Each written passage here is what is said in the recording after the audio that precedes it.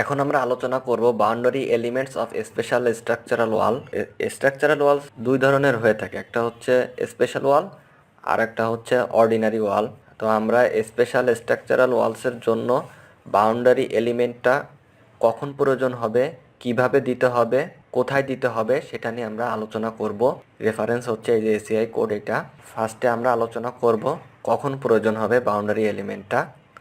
তো এখানে ACI code অনুযায়ী বলতেছে যে the need for special boundary elements at the edge of structural walls shall be evaluated in accordance with এই section অনুযায়ী, যে এই সেকশনের রেসপেক্টে বলতেছে যে বাউন্ডারি এলিমেন্ট স্ট্রাকচারাল ওয়ালের এজে প্রয়োজন, অর্থাৎ প্রান্তে, একটা ওয়ালের যে প্রান্ত থাকে, এন্ড থাকে, সেই এন্ডে বাউন্ডারি এলিমেন্টটা দিতে হবে।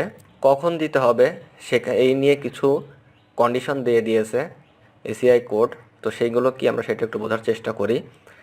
যে compression zone shall be reinforced with special boundary element where, এখানে বলতেছে যে কম্প্রেশন জোনে বাউন্ডারি এলিমেন্টটা দিতে হবে, টেনশন জোনে দেওয়ার প্রয়োজন নাই।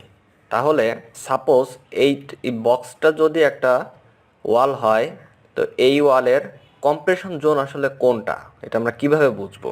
স্পেসিফিকলিভাবে কম্প্রেশন জোনটা যে কোনটা সেটা ডিফাইন করা যাবে না। কেন করা যাবে না? যদি এদিক থেকে লোড আসে তাহলে কম্প্রেশন জোন হবে এইটা, আর যদি এদিক থেকে লোড আসে তাহলে কম্প্রেশন জোন হচ্ছে এইটা। তার মানে একটা ওয়ালের আমাদের দুই প্রান্তেই দুই এজেই বাউন্ডারি এলিমেন্ট দিতে হবে, এখানে এই কথাটাই বলতেছে। এই বাউন্ডারি এলিমেন্ট দেওয়ার ক্ষেত্রে কি কন্ডিশন দিচ্ছে সেটা হচ্ছে যে 1.5 multiply delta U divided by HWCS should be greater than or equal LW divided by 600C। তো এখানে ডেল্টা ইউ যেটা সেটা হচ্ছে ডিজাইন ডিসপ্লেসমেন্ট, আর HWCS মানে হচ্ছে ক্রিটিক্যাল সেকশন, আর HW হচ্ছে হাইট অফ ওয়াল। তার মানে আমরা এটা এইভাবে বলতে পারি, height of wall from critical section, আর LW হচ্ছে লেন্থ অফ ওয়াল, সি হচ্ছে নিউট্রাল এক্সিস কত দূরে, সেটা হচ্ছে সি। তো ডেল ইউ যেটা সেটা আমরা ডিজাইন ডিসপ্লেসমেন্ট থেকে পাবো, height of wall from critical section সেটাও আমরা জানি, LW আমরা জানি, সিও আমরা ম্যানুয়ালি বের করে নিব। এইটা ক্যালকুলেশন করে যদি এই ভ্যালুর থেকে এই ভ্যালুটা বড় হয় বা ইকুয়াল হয় তখন আমাদেরকে বাউন্ডারি এলিমেন্টটা দিতেই হবে।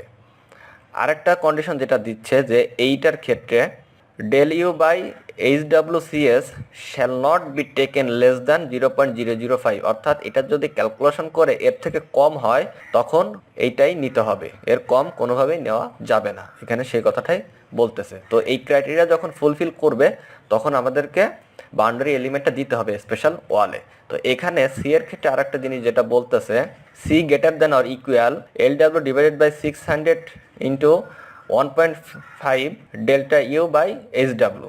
তো এখানে ডেল্টা ইউটা কীভাবে আমরা পাবো? এই যে ডেল্টা ইউ হচ্ছে ইলাস্টিক অ্যানালাইসিস, অর্থাৎ ইলাস্টিক অ্যানালাইসিসের মাধ্যমে আমরা যে ডিসপ্লেসমেন্টটা পাবো সেটার সাথে, সেই ভ্যালুর সাথে মাল্টিপ্লাই করতে হবে সিডি, যেটা হচ্ছে amplification factor divided by I importance factor. এইটা যখন আমরা ক্যালকুলেশন করব তখন আমরা ডিসপ্লেসমেন্ট ডেল্টা ইউর ভ্যালুটা আমরা পেয়ে যাব। আর এখানে আর একটা কন্ডিশন দিচ্ছে এর ক্ষেত্রে, এই ফর্মুলার ক্ষেত্রে, যে delta U divided by HW, এই যে ইকুয়েশনটা এটা 0.005 থেকে বড় হবে বা এর সমান হবে। তাহলে আমরা বুঝতে পারলাম যে এই ক্রাইটেরিয়া যদি ফুলফিল করে তাহলে আমাদের স্পেশাল শেয়ার ওয়ালে বাউন্ডারি এলিমেন্ট দিতে হবে।